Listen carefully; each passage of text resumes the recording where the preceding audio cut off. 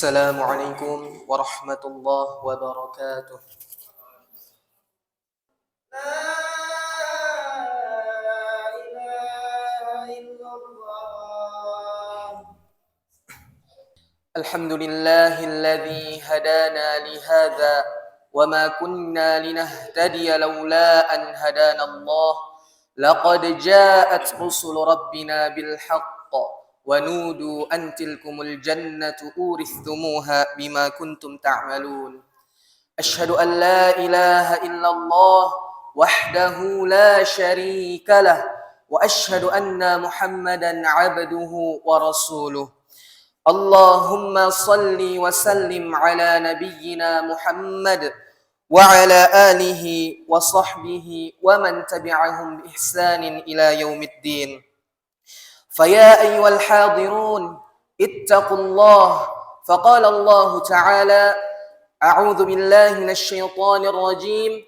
يا أيها الناس اتقوا ربكم الذي خلقكم من نفس واحدة وخلق منها زوجها وبث منهما رجالا كثيرا ونساء واتقوا الله الذي تساءلون به والأرحام إن الله كان عليكم رقيبا. أما بعد، Ma'asyiral muslimin rahimani wa rahimakumullah. Marilah kita tingkatkan ketakwaan kita kepada Allah Subhanahu wa taala. Allah Subhanahu wa taala berfirman, "Ya ayyuhalladzina amanu taqullaha wa aminu birasulihi yu'tikum kiflaini min rahmatihi wa yaj'al lakum nuran tamshuna bihi wa yaghfir lakum. Wallahu ghafurur rahim."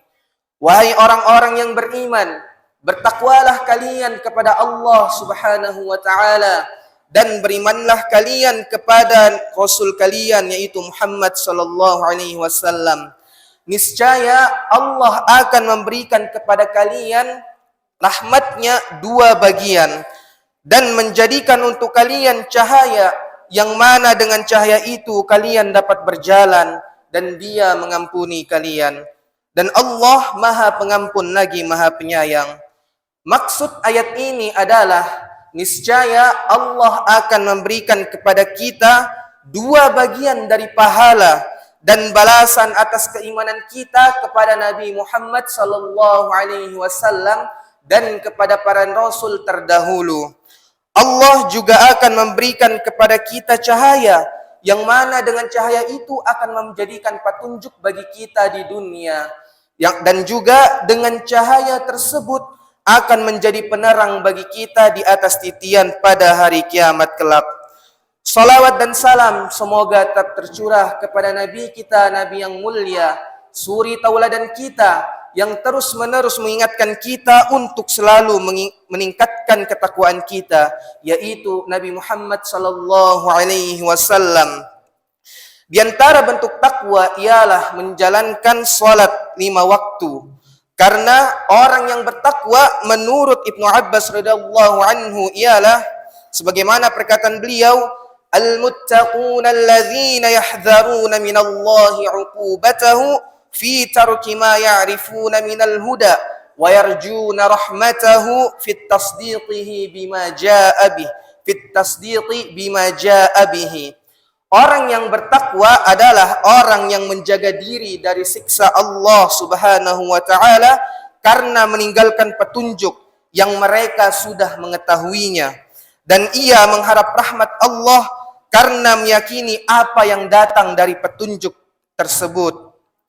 Meninggalkan salat adalah termasuk meninggalkan petunjuk, sebagaimana perkataan dari Buraidah radhiyallahu anhu bahwasannya beliau mendengar Rasulullah sallallahu alaihi wasallam bersabda, "Al-'ahdu alladhi bainana wa bainahumus shalah, faman tarakaha faqad kafara."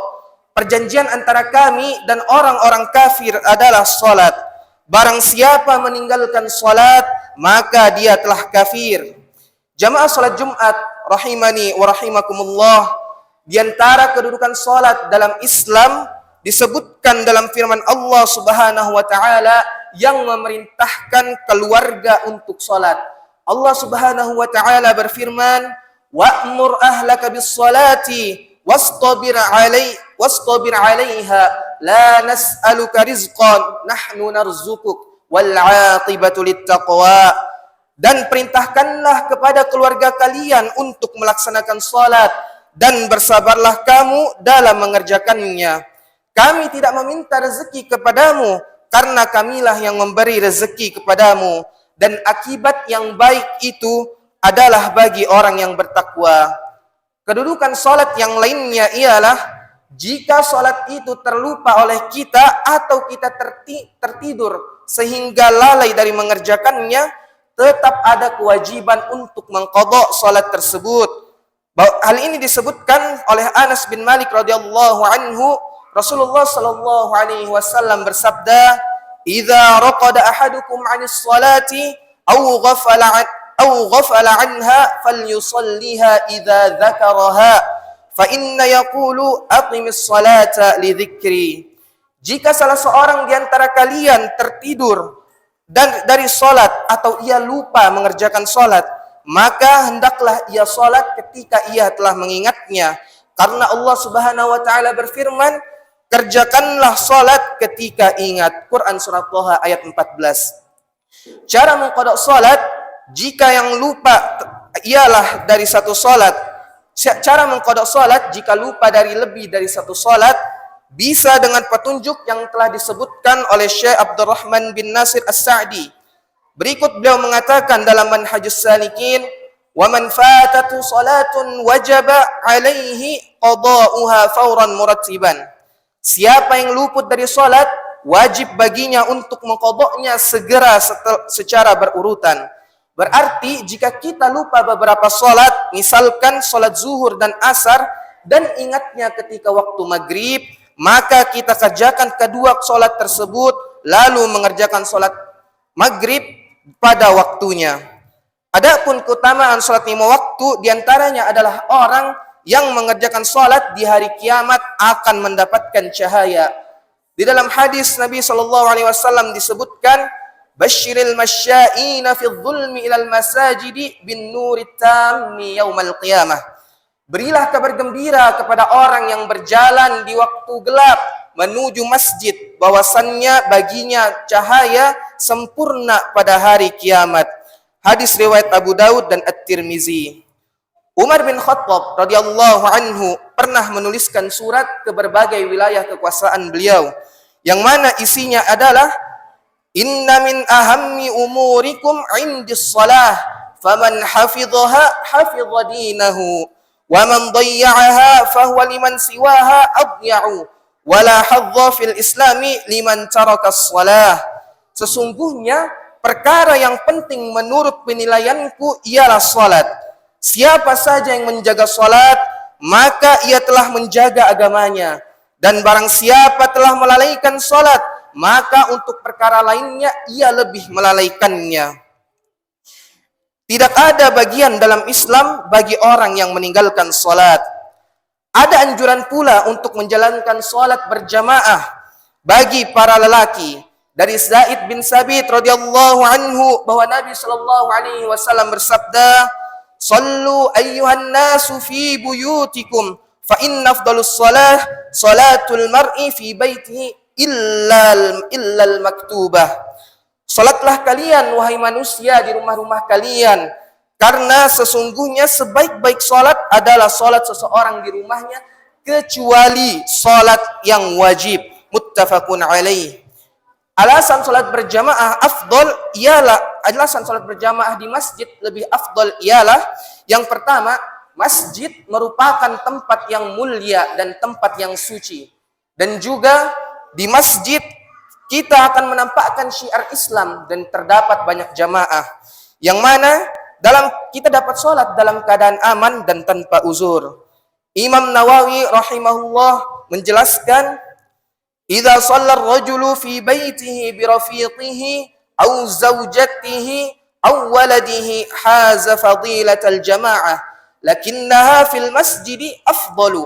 Wa haitsu kana al-jam'u min al-masajidi aktsara fa huwa afdal." Ketika seorang laki-laki sholat di rumahnya bersama temannya, atau istrinya, atau anak-anaknya, maka ia memperoleh keutamaan sholat berjamaah. Akan tetapi jika dilakukan di masjid, itu lebih utama. Ingatlah bahwa jamaah semakin banyak ketika kita melakukan sholat di masjid. Semoga dengan mengetahui kedudukan sholat 5 waktu, keutamaan sholat 5 waktu, dan pentingnya berjamaah terutama untuk para lelaki, semoga kita bisa memperhatikan sholat kita dan mengajak lebih banyak orang lain untuk tidak melalaikannya. Semoga Allah memberikan taufik kepada kita dan hidayah semua untuk memperhatikan sholat 5 waktu, lebih-lebih untuk memperhatikan sholat berjamaah di masjid. Aqulu qawli hadha wastaghfirullaha li wa lakum fastaghfiruh innahu huwal ghafurur rahim.